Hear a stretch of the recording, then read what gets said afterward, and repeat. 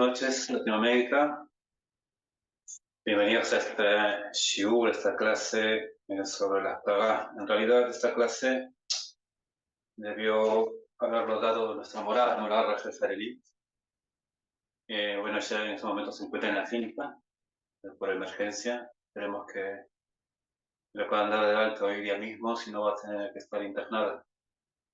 ¿Okay? Me hubiera gustado que ella habla de esta clase de las Torah de Shalach, lo que habla sobre Dvorah, ¿no? Una de las madres de Israel, profetisa del pueblo de Israel, una gran judía. Hubiera sido más lindo que una mujer de este shiur en lugar de un varón. Pero bien, antes de empezar, quiero dedicar este shiur, empezar el Lunishma, la elevación del alma de mi mamá Lucía Patricia Barberza, también para desear el Lunishma, la elevación del alma de Stefano, hijo de Tito, y obviamente también para refugiar Shelemah Min Hashamayim, para Rachel Batzara, o sea, Repanala. Pues bien, vamos a hablar sobre la Besá Beshalach. Hace unos 2 días hablamos sobre la Besá Beshalach.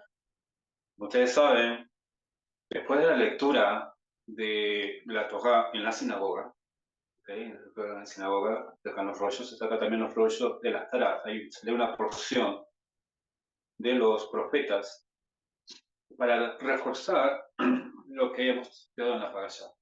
Ahora,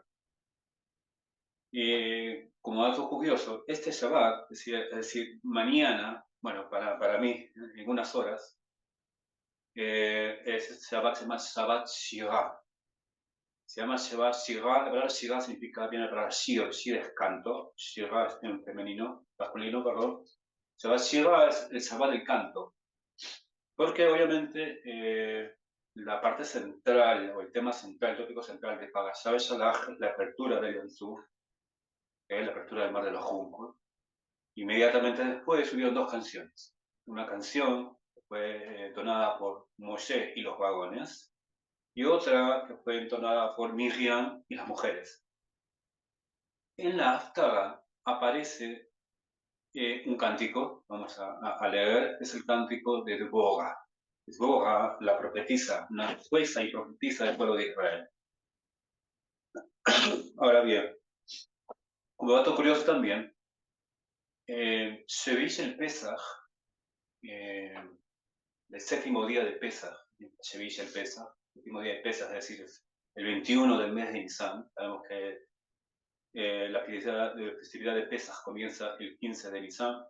El último día de Pesach en Israel, dado que fuera de Israel dura 8 días, en Israel dura 7.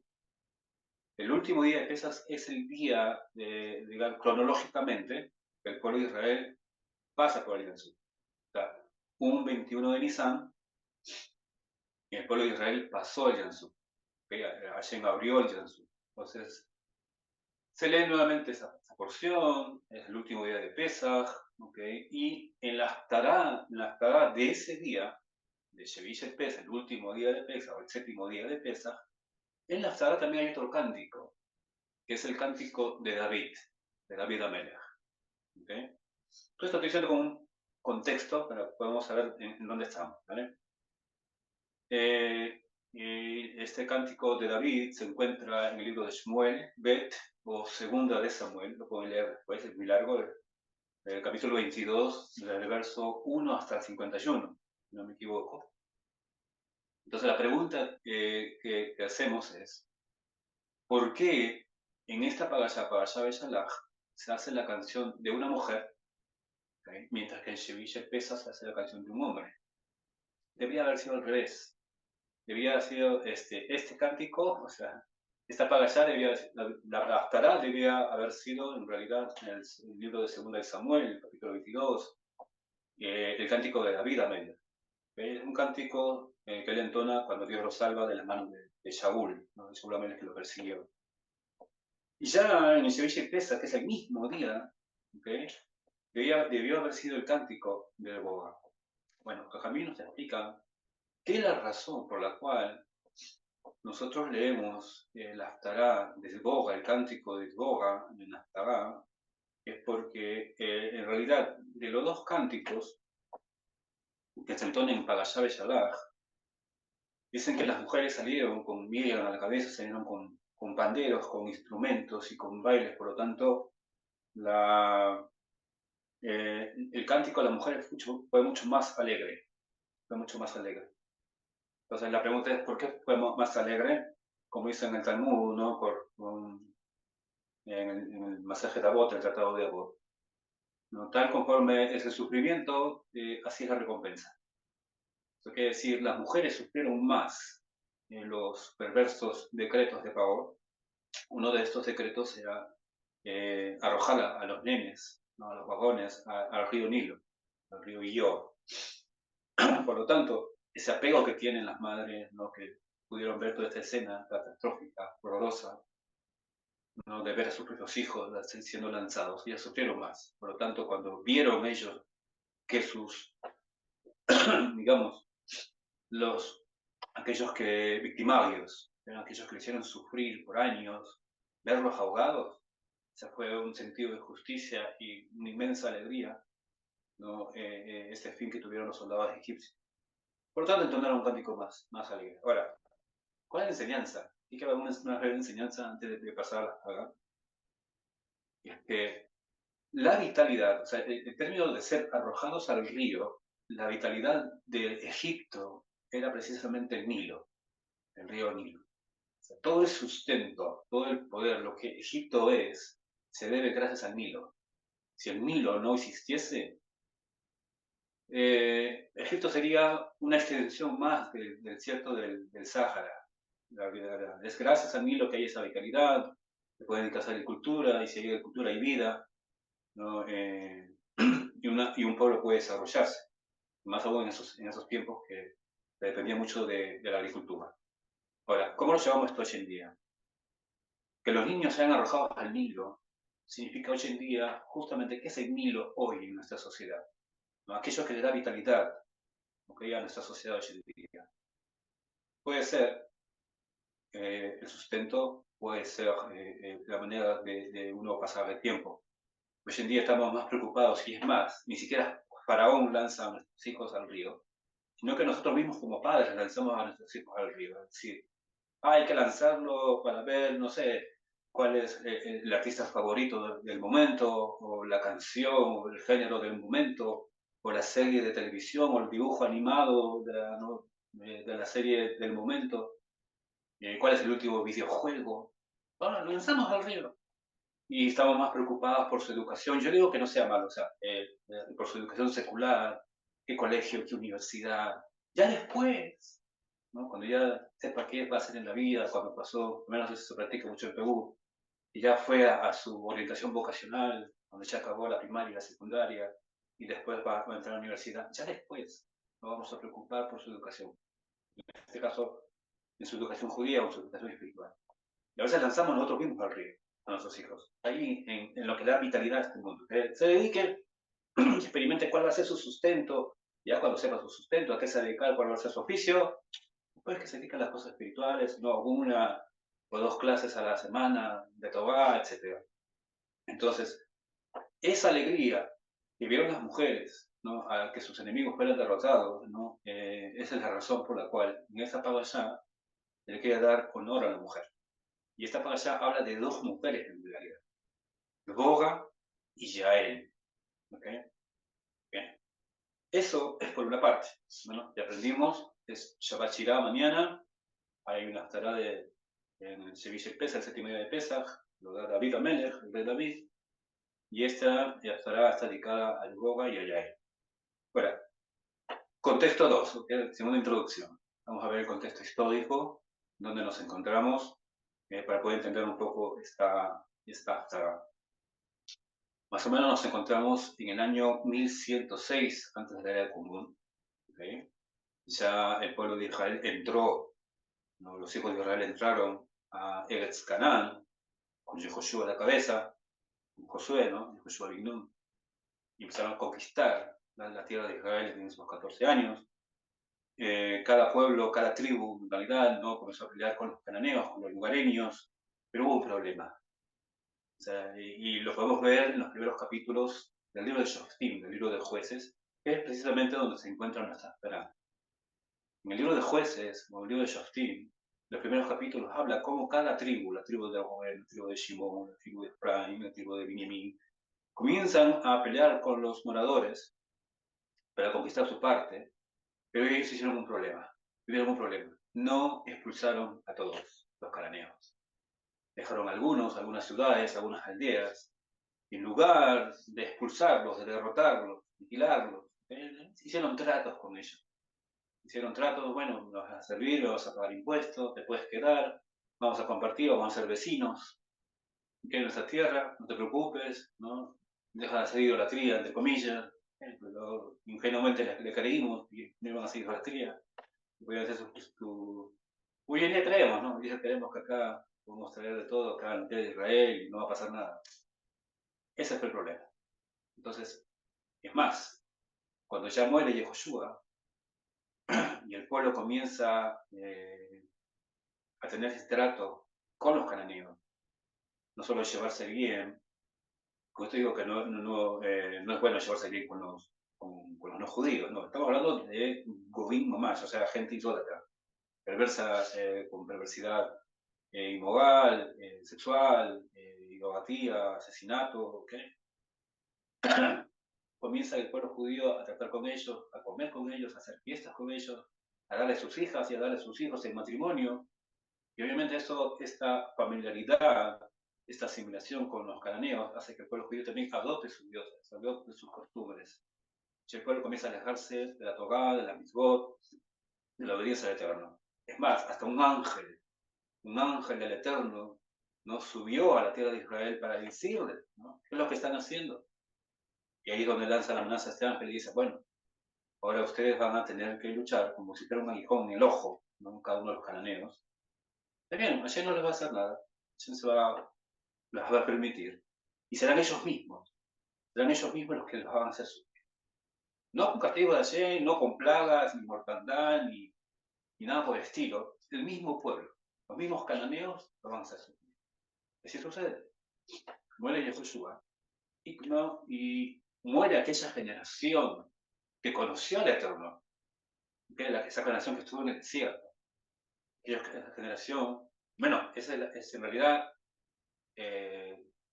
prácticamente sería la tercera generación, porque la primera generación ya había muerto en el desierto, aquellos que vivieron, o sea, que vivieron los momentos de las plagas, ¿no? El momento de la apertura del mar, los milagros en el desierto. Esa generación murió.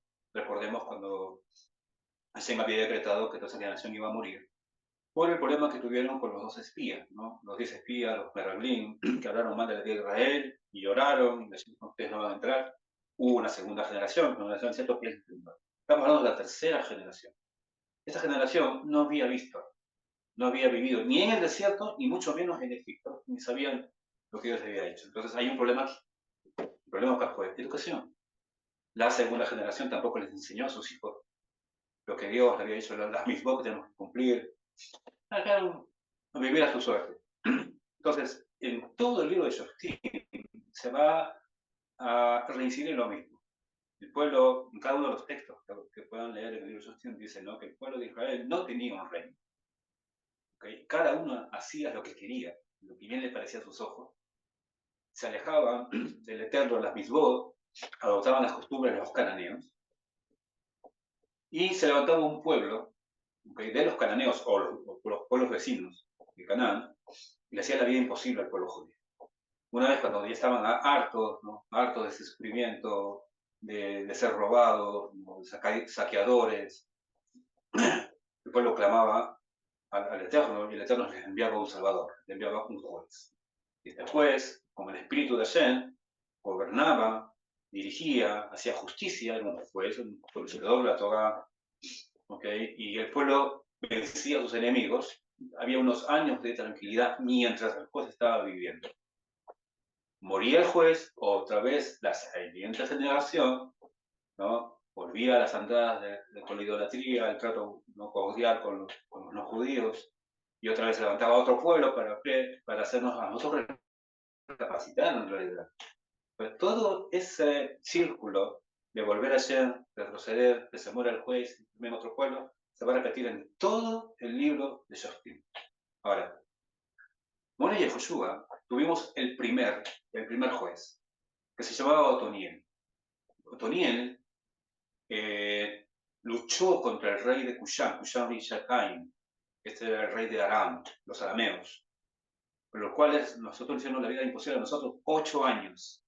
¿Okay? Otoniel, él era de la tribu de Judá, Shevet Judá, la tribu de Judá, se enfrenta a Cushán Rishataim, lo derrota, los expulsa de acá de la tierra, y hubo paz, un descanso físico y espiritual de 40 años, que fueron los años que vivió, en este caso Otoniel, como juez de Israel. Murió Otoniel y vino después, Dios levantó a Ehud. Ehud fue el segundo juez, él es de la tribu de Benjamín, o Benjamín, se ve Benjamín. Nosotros tuvimos problemas con Eglón. Eglón era el rey de Moab. Ya nos habíamos derrotado a Moab en la época de Moshe. ¿Okay? Pero nuevamente vinieron los moabitas, tuvimos problemas con ellos, y tuvimos problemas 18 años. 18 años bajo el dominio de Moab, en nuestra propia tierra. Por lo tanto, Ehud derrota a Eglón, y tuvimos 80 años de paz, paz física, paz espiritual. Hubo un lapso interino de Shamgar y de Yael, que vamos a ver también en esta hasta. Luego de la muerte de Ehud, nuevamente, el pueblo de Israel se separa de Hashem, que deja las Mitzvot, y tuvimos problemas con Yavin. Yavin era rey de Canaán. Yavin era cruel, tenía un general que se llamaba Sisra, y por 20 años nos hicieron la vida imposible en nuestra propia tierra. Entonces, ¿qué tuvo que hacer Hashem? Levantar, en este caso, a Débora, en español. Y Débora va a ser, no solo era profetisa, sino que incluso también era jueza. ¿Okay? Ahora, hay que entender en el lenguaje de la Torah lo siguiente. Jueza, mamás no lo era, ¿okay? ¿Okay? Porque el término de ser un dayan, o un juez, era netamente para los vagones. Obviamente estamos viviendo en una época muy difícil, y ante medidas difíciles, situaciones difíciles, no hay ciertas excepciones. Pero en realidad, como habla Maseje en la página 50, Boga era una mogá, era maestra de Torah.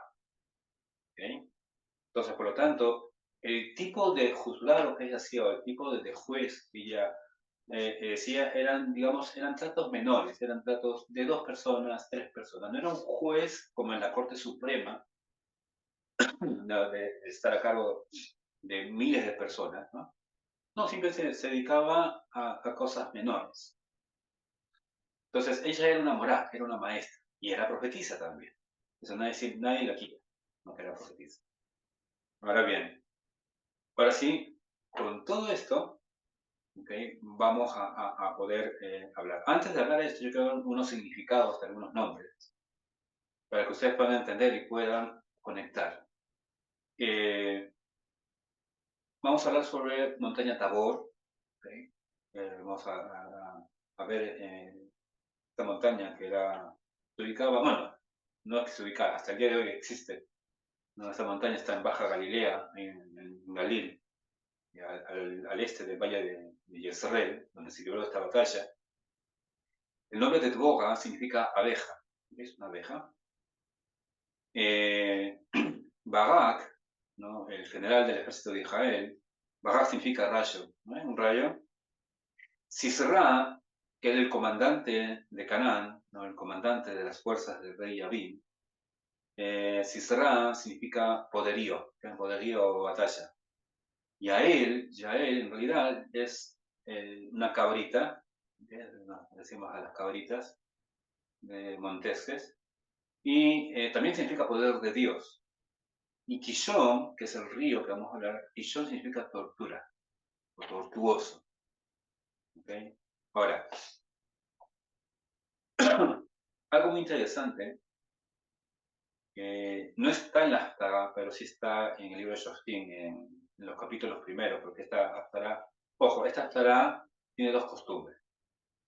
Los Ashkenazim leen desde el capítulo 4 hasta el capítulo 5:31. En el capítulo 4, verso 4, hasta el capítulo 5:31. Es la costumbre de los Ashkenazim. Nosotros los Paradim lo leemos a partir del capítulo 5, del verso 1 al 31, porque es el cántico en sí.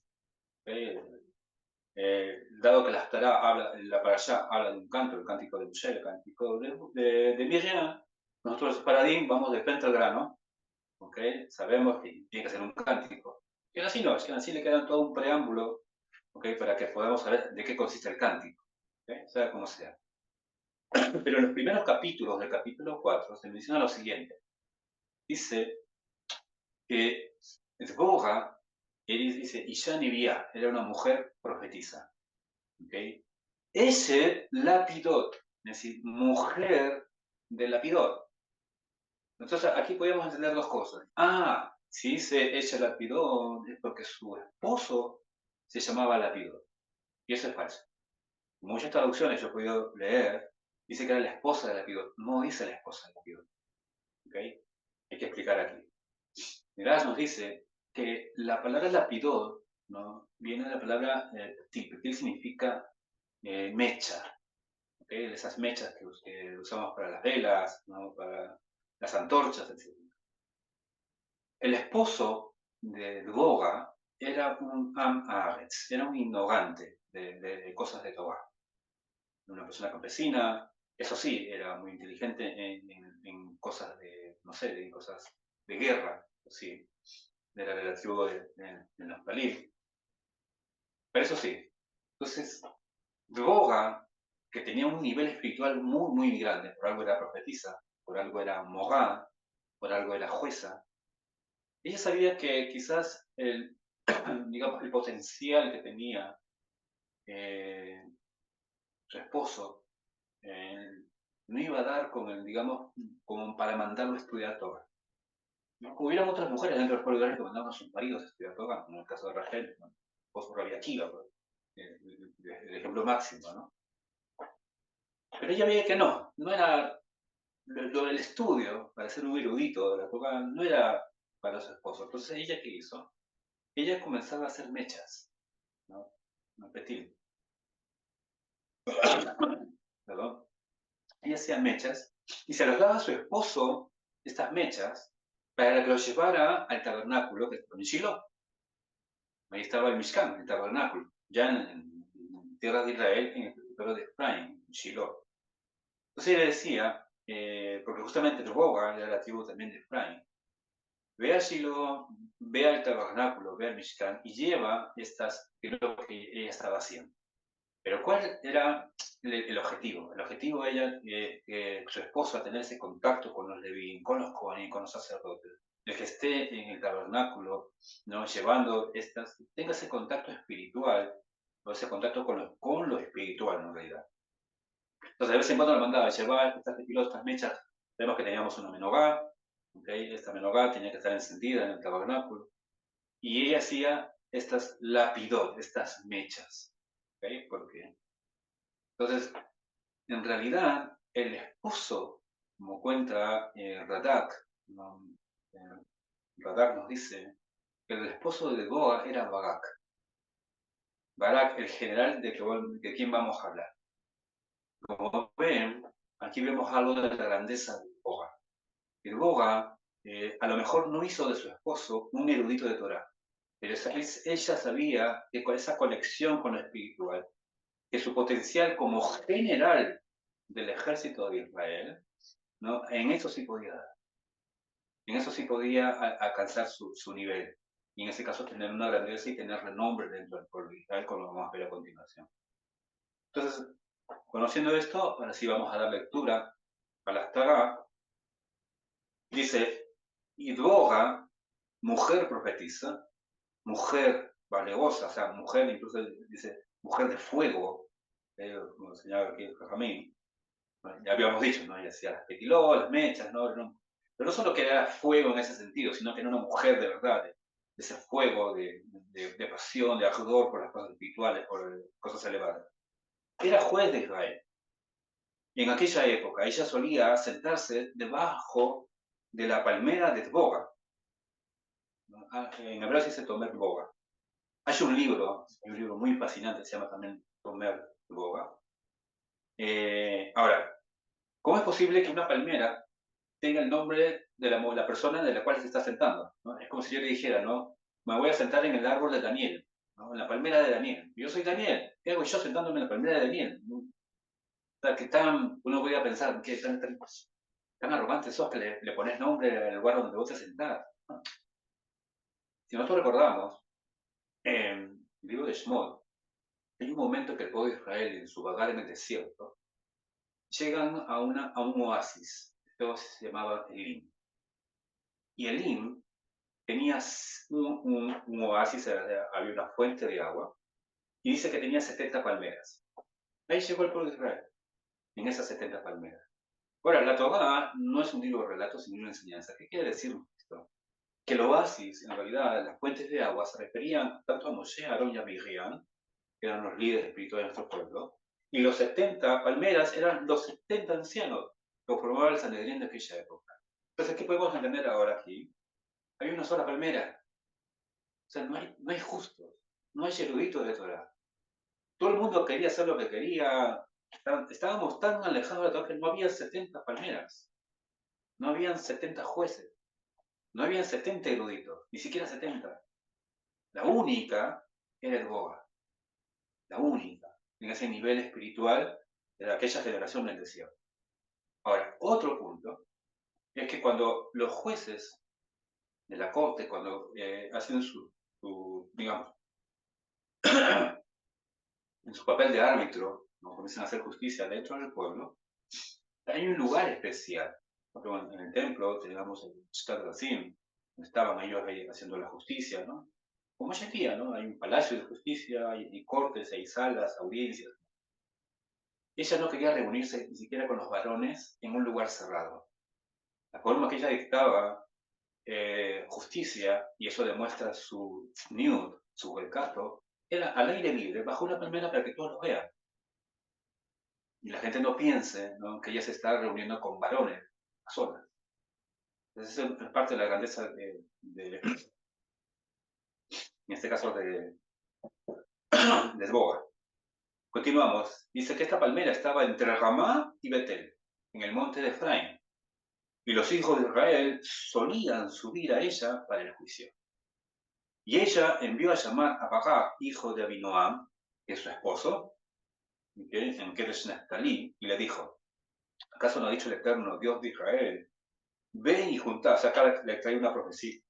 Dice: ve y juntá a gente en el monte Tabor, o sea, en el monte del pináculo. El pináculo es igual de altura. Tienes que elevarte, en otra palabra está diciendo, ¿no? Tienes que elevarte con esta gente, en esta altura.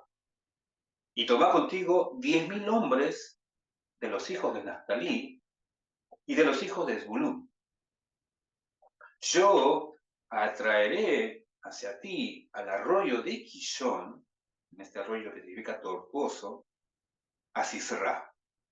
Sisra, que significa poderío o batalla, era el general del ejército de Yabín, aquel rey malvado que nos había sojuzgado por 20 años, rey de Canaán, a sus carros y a sus carros de combate. La gloria, por decir, el orgullo que tenían estos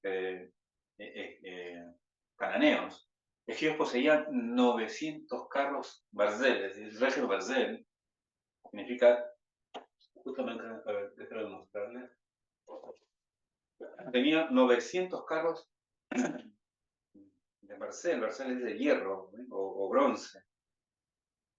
Tenían 900 vehículos militares, por decir que era la tecnología de aquella época, y el ejército de Israel nada. O sea, el ejército solamente teníamos lanzas, espadas, los cananeos estaban bien armados, tenían 900, imagínense, más que el ejército de Faraón. Si recordemos, Faraón tenía 600 carros, ¿no? Y estos tenían más. Entonces había encontrado en esta Tanaj ilustrada, había encontrado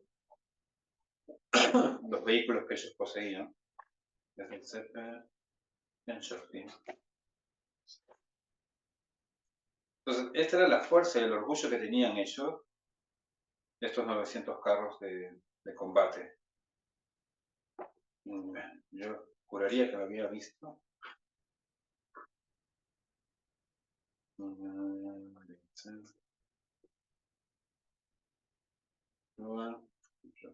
Aquí está.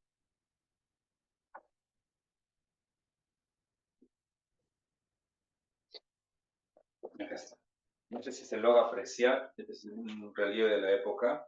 Bueno, la parte de abajo es el relieve de la época y esta es lo que debió haber estado escrito, dibujado, ¿no? Esos eran los tipos de carros que yo vi. ¿Se puede apreciar? Más o menos, More, al menos yo. Ahí. Sí, está mejor. Se nota más el dibujo de la parte de arriba. Sí, Sí, este es el dibujo original. Ajá. sí, están los carros y los caballos. 900 de esos carros. Nosotros no tenemos más de pie. Pero como dice el texto, ¿no? Ellos confían en caballos y en sus carros. Nosotros no, nosotros confiamos en la fuerza y en Hashem, nuestro Dios.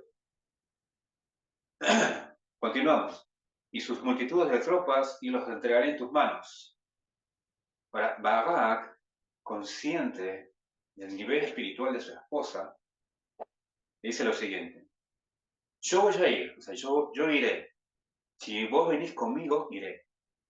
Pero si no venís conmigo, yo no iré. Esa fue la condición de Barak. Para con su esposo.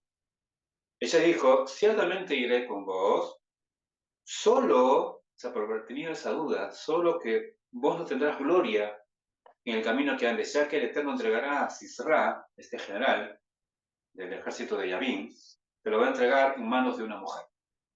¿Okay? Entonces el Goga se levantó y marchó junto a Barak a Kedesh. Ahora, Barak convocó ¿quién? Convocó a Zebulun y a Naftalí. Y la pregunta es, ¿y las demás tribus qué? ¿Dónde están las? Faltan 10. ¿Dónde estaba Judá? ¿Dónde estaba Rubén? ¿Dónde estaba Dan y Asher? Incluso Dan y Asher en el mapa estaban más cerca, en el lugar de, estamos hablando de este lugar se llama Jagoset Goim, el norte de Israel. Barak convocó a Zebulún, Neftalí, aquellos le siguieron 10.000 hombres. Jitboga subió con él. Heber, acá hay un personaje que pasa desapercibido en realidad, pero su esposa es la que le va a tener un gran papel. Dice Heber, el Kení se separó del clan Kení, o sea, se separó de la familia de los Kení, ¿okay? Que eran de los hijos de Jobab, suegro de Moshe. Entonces, Heber era un descendiente de Itro, que también vamos a ver en la parasha próxima, o sea, la próxima semana. Ellos habían convertido, eran midianitas, ¿no? Se habían convertido al judaísmo, estuvieron con nosotros. Y Heber, este descendiente de Itro, ¿no? También habitaba juntamente con nosotros. Y dice el Haftarah, y plantó su tienda hasta las planicies de Tzanaim, que está junto a Kedesh. Y le informaron a Sisra, al general, este general de Yabín, que Barak, hijo de Abinoam, había subido al monte Tabor. Sisra convocó a todos sus carros, acá está el nombre, 900 carros de hierro, y toda la gente que estaba con él, desde Jagoshet Agoim, en el territorio, ¿no? Hasta el arroyo de Quillón, este arroyo tortuoso. Entonces Boga le dijo a Barak, ¿no? Levántate, pues este es el día en que el Eterno entregará a Sisra en tus manos. ¿No? Y este es un mensaje para nosotros, ¿no? Este es el momento, este es el día en que Hashem te va a entregar a ti el poderío. Eso significa Sisra. Poderío porque puedas hacer batalla. Dice, ¿no ha salido el Eterno delante de vos? Así pues, Bagat descendió del monte Tabor, había subido, o sea, Bagat es un gran estratega, sabía que estando en el monte Tabor, él podría ver todos los movimientos, ¿no? Todas las posiciones del ejército, desde un lugar alto, obviamente, veía todo el posicionamiento militar del ejército de Canaán, ¿no? De Sisra, de este general, entonces podía actuar mucho mejor, saber con inteligencia, saber por dónde atacar, qué parte no. Lo tuvo que bajar. ¿Para qué? Para que no se diga que fue una estrategia militar. O sea, Shen, si él quiere llevarse toda la gloria, ¿no? Hubiéramos dicho, ¿no? no, ganamos esta guerra porque estábamos en lo alto y podíamos verlos, ¿no? Y en fin. Pero tanto el Boga, ¿no?, como Boga, ellos no hacían nada por su propia cuenta, o sea, no nada por su inteligencia. No es que no la poseyeran, sino que ellos querían defender de esta guerra, que sea una guerra espiritual. ¿Por qué? Porque espiritualmente ya estaba ganada esta guerra. ¿Okay? Dios les había prometido, ellos estaban confiando en esa. Entonces Bagad dice, levántate, bajaron, bajó del monte de Tabor, con 10.000 hombres que habían seguido a Bagad. ¿Y qué hizo el Eterno? El Eterno confundió a punta de espada a Sisera a todos sus carros, a todo su campamento delante de Bagad. Sisera se bajó del carro y huyó a pie. Es más, dice el Midrash, y ahí entra a tallar este río, ¿no? Este río, ni siquiera un río, era un arroyo, el arroyo de Quillón. El arroyo de Quillón, en los meses de invierno, como en este tiempo, ¿qué sucede? Se desborda. ¿Okay? Ahora, aquí viene el milagro. El milagro, y podemos compararlo también con la cabeza de Shalach. El milagro es que por un tema de agua, el Eterno hundió, ¿okay?, a los 600 carros de Faraón. Aquí, el milagro es mucho más grande. Porque como un arroyo, ¿tú sabes la diferencia entre un arroyo y el mar de los juncos? Es enorme, ¿no? Un arroyo es algo ya es pequeñito, a comparación de un río. ¿Qué hizo el Eterno? A pesar que no era invierno, ¿okay?, más o menos esto fue en época de verano, que el río, ahora, no, cualquier río, cualquier arroyo está seco por el tema del clima, ¿no? No hay agua. Creo que lo mismo sucede en cada país, ¿no? En los Andes, por ejemplo, en los meses de verano, no hay lluvias, ¿no? Ni está seco esos ríos. Pero imagínate en verano aquí en Israel, en el Medio Oriente. Está seco, pero Dios hizo que ese arroyo tan chiquito, ¿no?, pudiera desbordarse milagrosamente y los carros pusieron todo el camino fangoso de que los carros no servían. Los carros no podían trasladarse. Entonces, todo ese ejército de estos 900 carros, que era el orgullo de este pueblo, y ojo, me olvidé decirlo en la introducción, dice en los primeros capítulos, ¿no?, que ellos humillaban al pueblo de Israel, lo humillaban en maneras de insultos, que insultaban mucho al pueblo judío, como lo siguen haciendo algunos hoy en día, hasta el día de hoy. ¿Eh? Por lo tanto, porque una de las preguntas que uno se hace, ¿por qué una mujer? ¿Por qué una mujer? En este caso, o dos mujeres. Entonces, en ese momento, en esa época de la historia, ser derrotada por una mujer es lo peor. Entonces, como Hashem actúa en mirada equinada, mirada que mirada, perdón, medida poco medida, dado que ellos se burlaban de nosotros, nos humillaban a nosotros, Dios tuvo que humillarlos de una manera mucho peor. O sea, que ese ejército, ese grandioso ejército de 900 carros y de 40.000, dice que Sisera subió con 40.000 oficiales. Entonces sabemos que un oficial está a cargo de un batallón, o de una guarnición, o de un conjunto de soldados. Imagínate, 40.000 oficiales, sin contar los soldados. Imagínate el ejército que ellos tenían. Nosotros éramos 10.000, sin carros, 10.000 a pie. Ellos 40.000 oficiales. Entonces, supongamos que hubiera dado, no sé, unos 20, 50 o 100 por cada uno, estaríamos hablando de 400.000 hombres aproximadamente. Por lo tanto, humillarlos con dos mujeres, esa fue la peor vergüenza que sufrió tanto Sisera, el general, como el rey Yavin. Continuamos. Entonces, dado a la presencia de Boga, ¿no?, a la presencia en la inteligencia también de papá como general, y a la entrega que tuvieron los soldados a ver a Boga, que es la representación de que Hashem estaba con ellos, ellos pelearon, tuvieron que hacer su esfuerzo también. No todo vino de Hashem. Hashem siempre les hizo el favor, uno, de valorar esos carros, pero ellos tenían que enfrentarse a soldado por soldado. Y era un gran esfuerzo. O sea, nuevamente, 10.000 contra 400.000 aproximadamente. Pero ellos confiaron, tuvieron la valentía, hasta el punto que Sisra, dice el verso 17 de nuestra Torá, Sisra huyó a pie. Miren, esa es la vergüenza. O sea, tenías 900 carros y ahora tienes que regresarte caminando. Lo peor, ¿cierto? O sea, imagínate, ¿no? Tener 900 Mercedes-Benz y ni siquiera regresarte en una mototaxi o ni siquiera regresarte en un burrito, no, caminando. O sea, todo quedó inservible. Entonces, cuando Sisra huyó a pie hacia la tienda de Yael, Yael era la esposa de Heber Kení, o sea, Yael también era midianita, conversa, ¿no? Descendiente también de Yitro, ya que había paz entre Yabín y el rey de Hazor y la casa de Heber. Había cierta paz, o sea, sabían que eran judíos conversos, no había tanto problema con Yabín, con la casa de Heber. Yael, verso 18, Yael salió a recibir a Sisra y le dijo, desvíate hacia mí, Señor. Y aquí hay algo que yo, al menos en lo personal, yo no lo entiendo. De verdad, voy a tener que preguntarle a alguien, ¿ok?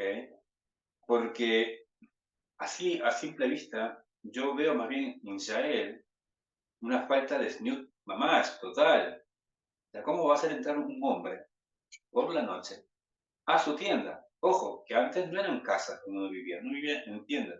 El esposo tenía su tienda, la esposa tenía su tienda, había otra tienda con los hijos, había otra tienda para hacer las cosas de la cocina, y estaba el campo y estaban los animales. O sea, hacer venir, bien, bueno, los caminos dicen que, dado el momento, ¿no? Y ella quiso seducir, o sea, usar esa astucia femenina que tienen las mujeres, ¿no? Y usarla más bien, eso que aparentemente sea malo, ¿no? Por usarlo para bien, darle la vuelta. Algo significa Jajamín. A mí me cuesta entenderlo, ¿ok? El actuar de Yael, pero si tuvo resultado, por algo, ¿ok? Continuamos. Entonces Yael salió a recibir a Sisera y le dijo, desvíate hacia mí, o sea, vení hacia mí, desvíate hacia mí, no tengas miedo. Él se desvió hacia ella, hacia la tienda, y ella lo cubrió con una manta. Le dijo, no, abrígate. Entonces él le dijo, dame de beber un poco de agua, pues tengo sed, obviamente venía caminando, ¿no? Todo el camino. Y ella abrió, dice, un not de jalab, tendría que ser un odre, ¿okay? Un odre, era de cuero, también odre era para, más que nada para mantener fresco tanto el vino como la leche. Le dio beber agua, perdón, leche, y le dio de beber, o sea, también vino. Pero la pregunta es, ¿por qué le dio leche? La leche provoca el sueño, esa la intención de ya era hacerlo dormir. Hay un caso muy parecido con Judith y Olomerges, en la época de los macabeos. En la guerra que tuvimos con los macabeos, hay una historia, o sea, estoy hablando de la época de Hanukkah, los macabeos. Judith también hace lo mismo que él, y es similar. Judith era hermosa, muy linda. Olomerges era un sirio griego, ¿no? De la época de Antíoco. Cuando estuvo con su ejército por acá, antes de conquistar Jerusalén, ella mandaba a traer a Judith, ¿no? Y Judith, como era hermosa, era linda, siempre pasaba por el campamento y nadie de los soldados le decía nada, porque supuestamente iba a visitar a los Morges, ¿no? Para tener un encuentro sexual, ¿no? Nadie sospechaba nada. Lo que hizo Judith es que un día llevó una canasta con frutas y leche, quesos, y los fue y se los dio. O sea, antes de estar con él, ¿no? Entre comillas, ¿no? Para estar con él, le dijo, toma esta leche, come esto, que se empezó a dar de comer y le dio sueño, y ya no estuvo con ella, con Judith. Y al final cuando se durmió, ella aprovechó, le cortó la cabeza, lo puso en su cesta nuevamente, donde estaban las frutitas, y se paseaba por todo el campamento de los asirios, ¿okay? Hasta que entró a Jerusalén. Cuando entró a Jerusalén, le mostró a los oficiales del pueblo de Israel, ¿no? En este caso a los seguidores los macabeos, la cabeza del general Gomer. Entonces ahí tuvieron la valentía y salieron todo el ejército de Israel de las murallas porque habíamos sido sitiados. Y cuando los sirios vieron, ¿no?, que venía el ejército, fueron a consultar a los morjes de su tienda. Cuando abren la tienda y ven a su general decapitado, solamente el cuerpo. La cabeza lo tenía Judith. El ejército sirio entró en pánico, huyeron y dejaron todo su armamento, su comida, y el pueblo judío salió, pudo comer incluso, agarrarse las cosas, el botín, ¿no? Todo por acción de una mujer. Nuevamente, aparentemente, Judith iba a hacer lo malo, ¿no? Aparentemente, pero vemos que no fue así. Entonces, como que se repite la historia de Judith y Yael. Y esa es una de las costumbres que nosotros tenemos en Hanukkah, comer productos lácteos, ¿no?, por la valentía y la acción que tuvo Judith. Volviendo a esta para allá, ella abrió el odre de leche, le dio de beber y lo cubrió nuevamente con la manta. Y él le dijo, parate a la entrada de la tienda, Lowell, y si sucede que viene un hombre, o sea, él sabía que va a venir Bagak, ¿okay?, a preguntar por él porque estaba persiguiendo. Si hay aquí un hombre, vos decirle que no, ¿no? Vos decirle que no hay. Entonces se quedó dormido. Entonces Yael, la esposa de Heber, tomó la estaca de la tienda. O sea, una tienda tenía varias estacas para asegurarlo en el suelo contra el viento. Tomó una de esas estacas y puso un martillo en su mano, ¿okay?, y acercándose a él sigilosamente le clavó la estaca en la sien, penetrando hasta el suelo. Tienen la fuerza que tenía Yael. Pues él se había quedado dormido y estaba exhausto y murió instantáneamente. ¿Okay? Es decir, el general Sisra, que tenía 900 carros, que estaba al mando de más de 400.000 soldados, con espadas, con lanzas, escudos, jabalinas, catapultas, etc., fue derrotado con un simple martillo y una simple estaca. Digamos lo humillante que fue para él también morir de esa manera. Y aquí que Bagaj perseguía a Sisra, y salió Yael a ese encuentro y le dijo ya, Yael se encuentra con Bagaj, el esposo de Boga, le dice, vení, te voy a mostrar al hombre que vos buscás. Bagaj, o sea, él vino hacia ella, y aquí que Sisra estaba caído muerto con la estaca en su sien. En ese día, Hashem sometió a Yabín, rey de Canaán, ante los hijos de Israel. La mano de los hijos de Israel se fue endureciendo sobre Yabín, rey de Canaán, hasta que exterminaron a Yabín, rey de Canaán. Hasta ahí hemos leído la parte de los Ashkenazim. Ahora viene la mejor parte, la parte de los Separadim. Una broma. Capítulo 5. En ese día, o sea, después de esta guerra, que el Eterno mostró su poderío al derrotar a este gran ejército de Sisra, entregarle a sus manos por una mujer, que Dios desbarató los carros de hierro que ellos tenían, etc. Ahora comienza la Torah diciendo, capítulo 5, verso 1. En ese día el Boga y Bagaj, hijo de Abinoam, cantaron diciendo, cuando en Israel se abrieron brechas, ¿okay? Aquí quiero detener un momento, porque dice cuando en Israel se abrieron brechas, es decir, en los tiempos de Boga, o sea, en los tiempos de Shamgar y Yael, que eran los jueces que gobernaron al pueblo de Israel antes de Boga, el pueblo judío cuando viajaba tenía miedo de ir por las rutas principales. ¿Okay? No querían viajar por las rutas principales. Entonces, ¿qué hicieron ellos? Hicieron caminos alternos, ¿no? Caminos de, no sé, trochas a lo mejor, eso se llamaban brechas. ¿Okay? Entonces hicieron esto para evitar y ser atacados por los cananeos, ser emboscados por los cananeos, ¿no?, en sus viajes que tenían que hacer de uno a otro pueblo. Y cuando el pueblo se ofreció voluntariamente a Dios, vemos como en parte del cántico es como el pueblo hizo Teshuvah y volvieron a Dios, bendigan al Eterno. Verso 3 dice, escuchen, oh reyes, presten oídos, príncipes, yo al Eterno cantaré, y voy a cantar loas al Eterno, al Dios de Israel. Dice, oh Eterno, al salir tú de Seir, cuando transitaste en el campo de Edom, y la tierra se cimbró. Aquí está hablando sobre la entrega de la Torá.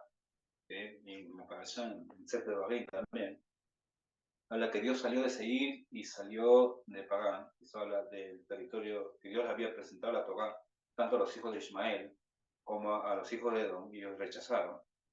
Y acá está evocando también esto, lo mismo, ¿no? Cuando Dios entregó la Torá al pueblo de Israel. Dice, la tierra se cimbró, o sea que la tierra se llenó de terror ante los reyes de la tierra. Y también los cielos gotearon, e incluso las nubes gotearon agua, y las montañas transpiraron ante el Eterno. Esto fue el Sinai, que era más explícitamente a qué se está refiriendo, ante el Eterno Dios de Israel. En los días de Shamgar, hijo de Anán, y en los días de Yael, como dicen, estos eran dos de los jueces antes del liderazgo de Boga, habían cesado las vías de comunicación, estaba comentando, y los que caminaban por senderos marcharon por vías indirectas. Había cesado de vivir en poblados abiertos, habían cesado hasta que me levanté yo, dice el Boga, como madre en Israel. Y en esta parte me quiero tener un momento, porque esto es lo que representa. En realidad, el Tanaj, ni siquiera los Midrashim, ni siquiera el Talmud tampoco nos da visto, o nos dice, o al menos yo no lo he leído, no lo sé, quizás a lo mejor sí, pero en ningún momento nos hablan sobre los hijos de Boga. Nos dice que fue su esposo, de Bagab, pero no nos dice que tuvieron hijos. ¿Okay? Pero más allá de no haber tenido hijos, ¿okay? Esto, que ella se diga, yo soy madre de Israel, ¿no? De Israel, eso es lo que a ella lo va digamos, a adjetivizar. ¿Okay? O sea, una madre para el pueblo de Israel no necesariamente que tenga hijos, pueden que sean tus hijos espirituales, es el comportamiento, en realidad, el sentimiento que ella tenía como madre de llamar al pueblo a la unidad, de llamar las cosas eternas, de ver los valores morales como lo que tiene un hogar. O sea, para él, ella, para el Boga, Am Israel eran sus hijos, la tierra de Israel era su hogar. Más allá si tenían hijos naturales o no. Dice, habían cesado de vivir, el verso 8, cuando Israel escogió nuevos dioses, entonces llegó a la tierra de sus portales. ¿Acaso se veía un escudo, una lanza en 40.000 en Israel? ¿No? Que habla sobre el momento que cuando el pueblo de Israel, en todo este lapso de los jueces, ¿no? Se dedican a los cultos de los ídolos, ¿no? Y ahora tienen que defenderse justamente de los pueblos que adoran a estos mismos dioses. Ahora, pero aquí llaman al arrepentimiento. Dice, mi corazón está con los legisladores de Israel, que voluntariamente en el pueblo dicen, bendigan al Eterno.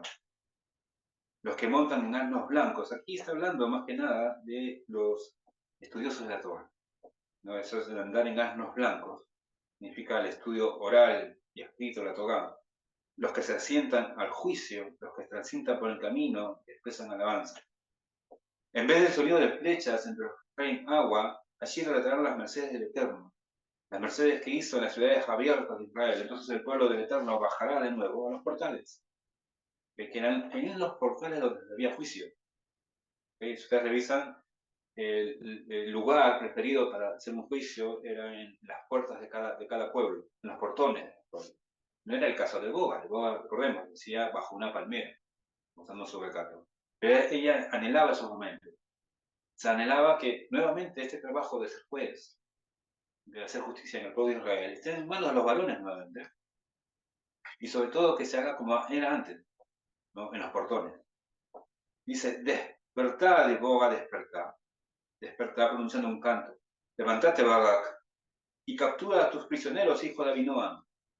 Entonces dominará el sobreviviente sobre los poderosos del pueblo, y el Eterno es quien me ha dado el dominio sobre los fuertes. Ella reconoce que el dominio que tiene por parte ante los varones, ¿no? Eso viene por parte de Dios. No es que ella se alzó, que no era una feminista como hoy en día, ¿no? Digamos, su liderazgo venía por parte de Dios. De Efraín, su raíz se salió contra Malek, y habla de Efraín, de Yehoshua, en realidad se refiere a Yehoshua, el antecesor, que Yehoshua sabemos que descendía de la tribu de Efraín, y que él, junto con Moshe, ellos habían sido los primeros en derrotar a Amalek, como también lo vemos en esta parasha. En esta parasha se habla de la guerra de Amalek también. Y dice, después de ti salió Binyamin. Entonces aquí como que no se entiende. Esto es una profecía en realidad, que está hablando en tiempo pasado. O sea, ya lo había visualizado. ¿Por qué? Porque todavía no tenemos rey. El primer rey de Israel es de la tribu de Benjamín, que es Shaul. O sea, estamos hablando siglos antes de que esto pase. ¿Quién le va a hacer la guerra a Amalek después? La tribu de Benjamín. Y no solo eso, porque sabemos que Shaul se enfrentó a Amalek, lo derrotó, digamos, parcialmente, pero dejó vivo al rey y a la reina, acá. ¿Okay? Pero ¿quién le está hablando en realidad? De Mordejai y Esther. Siglos, muchos siglos después incluso que de Shaul, que es la festividad de Purim, en Megilat Esther, el libro de Esther. Ellos son los que se van a enfrentar a Amalek en realidad. Dice, con tu gente de Magir salieron legisladores, ¿no? Se refiere a los líderes que se vinieron de Magir. Magir era uno de los hijos de Efraín, si recordamos, su descendencia. Ellos fueron los que pelearon contra Sisa. Y de Zebulún, ¿no? Los que dieron plumas de escriba, que también eran los que se enfrentaron a Sisra. Los líderes de Isahar estaban con Boga. Aún así, Isahar eran como Bagak. ¿No? Cuando los comparan con su esposo, es porque la tribu de Isahar no tomó parte de la guerra. Ellos no tomaron parte de la guerra, ya que su tarea era enseñar y juzgar a Israel. Ellos estaban ocupados en las cosas. Isahar y Zulún tenían un trato en realidad, ¿no? El trato era que mientras los Zulún se iban a navegar, Isahar se dedicaban a estudiar y enseñar al pueblo. Entonces Isahar no participa, porque era como Bagak. O sea, Bagak también, o sea, en este sentido, ¿no? Entonces el valle fue enviado a pie. En la disidencia de Rubén se requiere mucho examen del corazón. Rubén no participa, ¿no? en esta guerra. A pesar que ellos tenían un compromiso, recordemos, la tribu de Rubén estaba al otro lado del lago. Ellos no pasaron justamente con nosotros. Ellos se quedaron, ellos le pidieron a Moshe, no queremos quedarnos aquí junto con la tribu de Gad y media tribu de Manasé. Pero Moshe le dice, ustedes tienen que venir y cuando ustedes vean, porque van a desanimar al pueblo, ¿no? Hicieron un pacto, sí, vamos a entrar, vamos a dejar a nuestros hijos, a nuestras mujeres, a nuestros rebaños, vamos a entrar con el pueblo de Israel y cuando el pueblo de Israel esté sentado, nosotros regresamos a los reyes. Y así pasó, cumplieron su palabra y es más, toda la tribu de Rubén regresó intacto, sin ninguna baja, todos vivos. Lo que no se entiende aquí es lo que medita en este caso o manda la reflexión. ¿Dónde estuvo Rubén, ¿no? en esta guerra?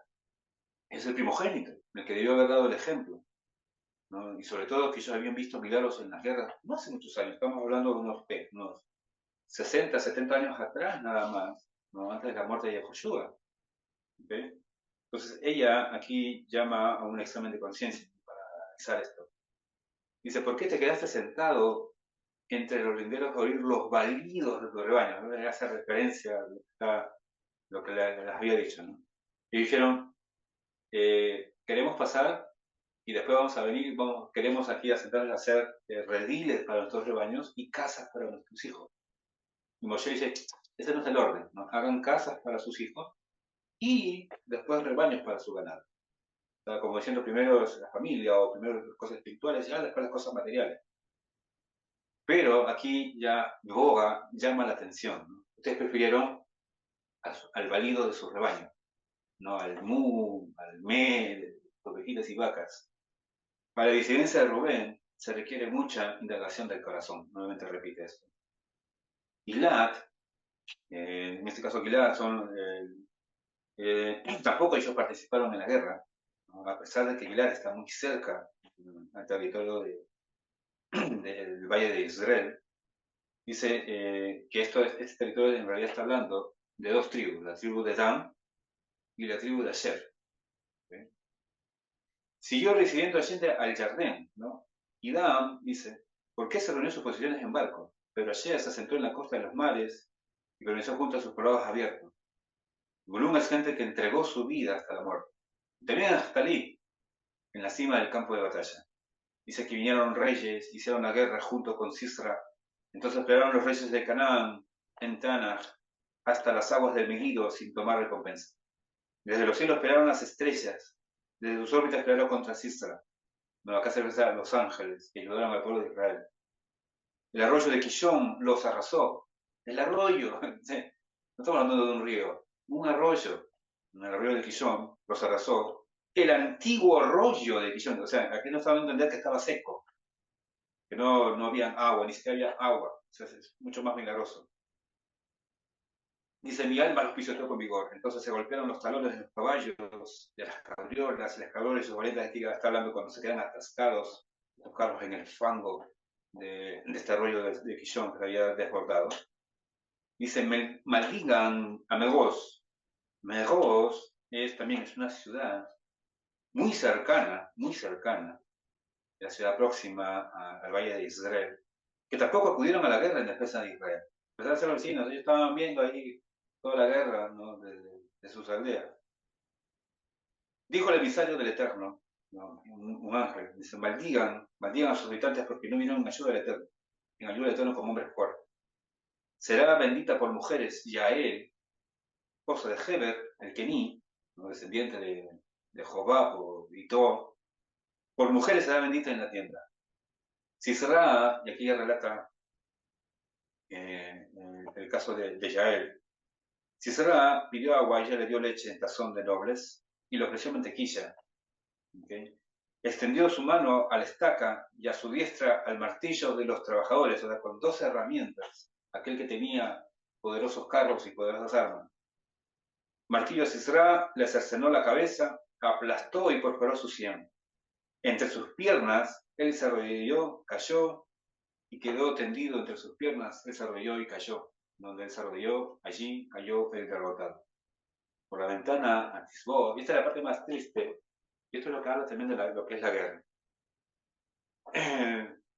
Muchas veces hay un dicho de Golda Meir. Golda Meir fue una de nuestras primeras ministros y en los años 60. Y ella decía que a nosotros los judíos no nos gusta la guerra. A nosotros los judíos no nos gusta la guerra, y ni siquiera cuando las ganamos. Ni siquiera cuando las ganamos. Sí, es duro tener que matar a gente de otro pueblo, porque al fin y al cabo lo único que nosotros deseamos es vivir en paz.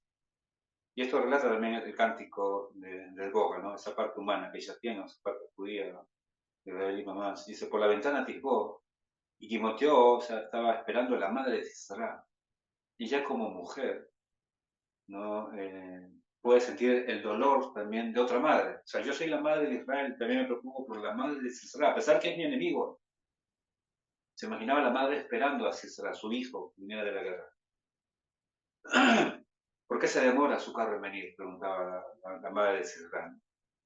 ¿Por qué han tardado las pisadas de sus carros?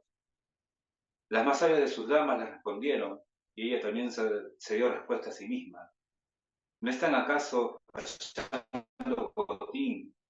¿Okay? O sea, ellas dijeron, seguro se está demorando porque está repartiéndose el botín de los judíos.